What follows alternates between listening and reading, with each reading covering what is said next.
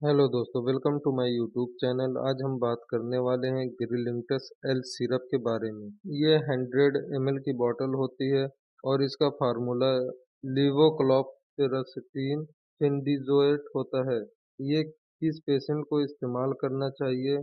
जिसको सूखी खांसी आ रही हो या अस्थमा हो या सीओपीडी हो तो उसको हम ये सिरप दे सकते हैं।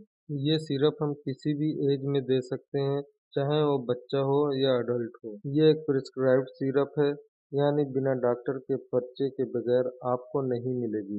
ये आपको 142 रुपए में किसी भी मेडिकल स्टोर पे मिल जाएगा। अगर आप हमारे चैनल पे नए हैं तो वीडियो को लाइक और चैनल को सब्सक्राइब ज़रूर करें। Thank you.